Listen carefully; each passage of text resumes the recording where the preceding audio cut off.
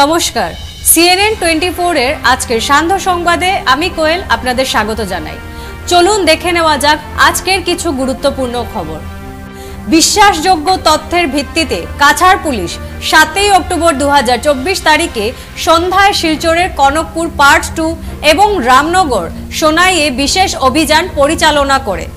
অভিযানে এক ব্যক্তিকে আটক করা হয় এবং তার কাছ থেকে 572 গ্রাম হেরোইন ও 10,000 ইয়াবা ট্যাবলেট সহ 44টি সাবান কেস উদ্ধার করা হয়।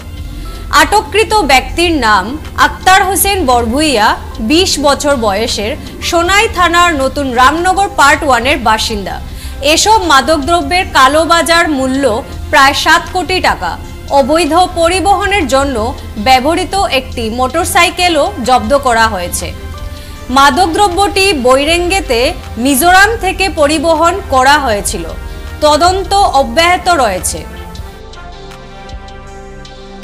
সামগ্ৰী বা ড্ৰাগছৰ বিৰুদ্ধে আমাৰ যি অভিযান আছে অব্যাহত আছে। অসমৰ মাননীয় মুখ্যমন্ত্ৰী ডাঙৰীয়াই অসমখনক ড্ৰাগছ মুক্ত কৰিব বিচাৰিছে আৰু এই তেখেতৰ যি মটো আছে তাক সাৰোগত কৰি আমি নিয়মিতভাৱে আমাৰ এই ড্ৰাগছৰ বিৰুদ্ধে অভিযান আমি চলাই গৈছোঁ আৰু বিগত দিনতো আমাৰ ড্ৰাগছৰ বৃহৎ পৰিমাণৰ আমাৰ ড্ৰাগছৰ চিজাৰ আছে।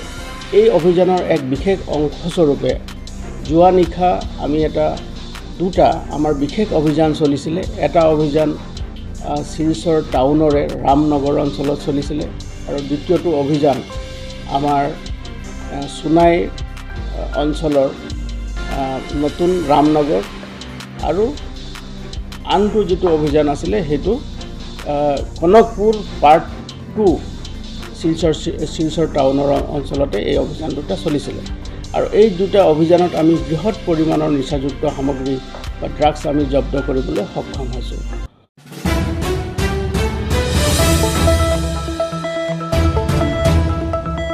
পুজোর সময় ট্রাফিক ব্যবস্থা নিয়ে আলোচনা করতে পুলিশ সুপার নুমাল মহাত্তা ও উপপুলিশ সুপার সুব্রত সেন এক সংবাদ সম্মেলনে অংশগ্রহণ করেন।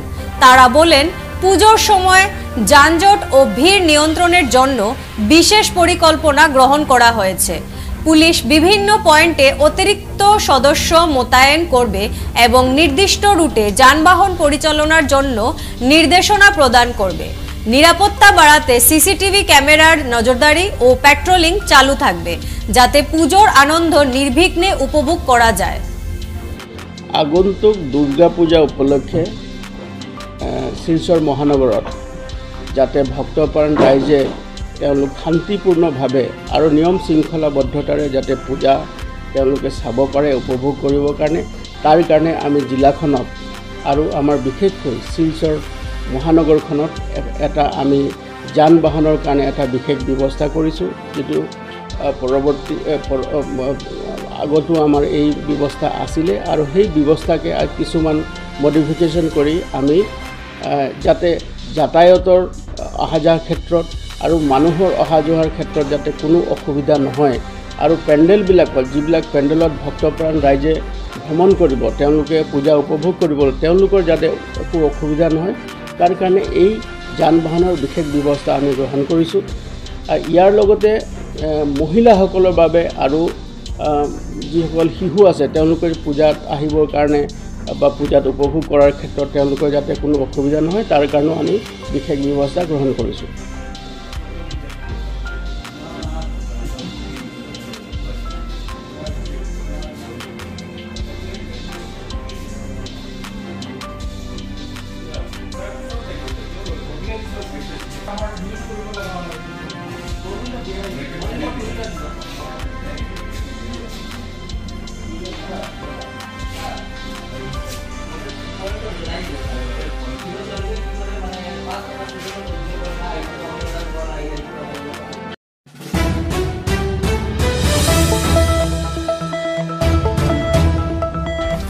কদমতলায় সাম্প্রদায়িক সংঘর্ষের পর কারফিউ জারি করা হয়েছে।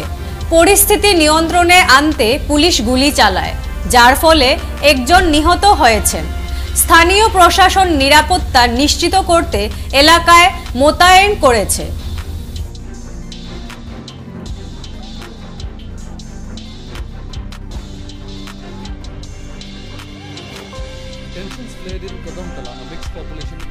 North Tripura district after communal clashes broke out between Hindus and Muslims in phases on October 6.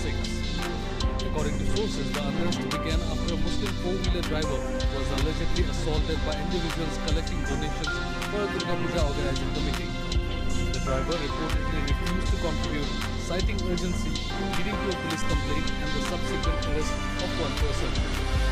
In response to the assault, members of the Muslim community gathered outside the local police station to protest. Eyewitnesses claim that the same protesters attacked Hindu-owned businesses and shops. To defuse the situation, police resorted to baiting charges to disperse the crowd. However, later in the day, Hindu protesters took to the streets, engaging in vandalism, which led to further police intervention. The administration ordered another round of baiting charges and prohibitory orders were imposed by the sub-divisional magistrate effective until October 9, 2024. Despite the curfew, tensions flared again after sunset, with fresh protests erupting. Mobs reportedly set fire to several shops in Kadamtala market, and people from both communities suffered losses due to the arson. To control the escalating situation, police, Tripura State Rifles and Central Armed Forces were deployed. Reports suggest that security forces opened fire, resulting in the death of one Sultan Ahmad while leaving two others injured.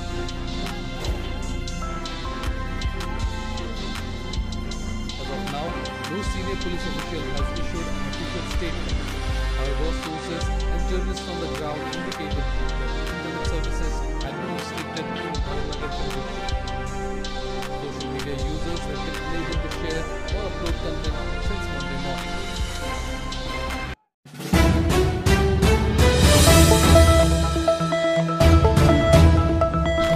আটই October 2024 তারিখে Cachar tobacco free youth campaign 2.0 উদ্বোধন করেন জেলা commissioner Mridul Yadav IAS.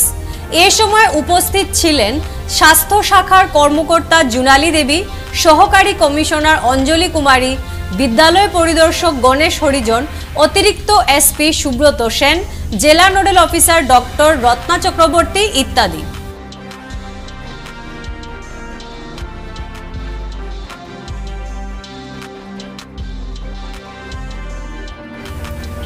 CNN 24 এর আজকের সান্ধ্য সংবাদ এই পর্যন্তই। নমস্কার।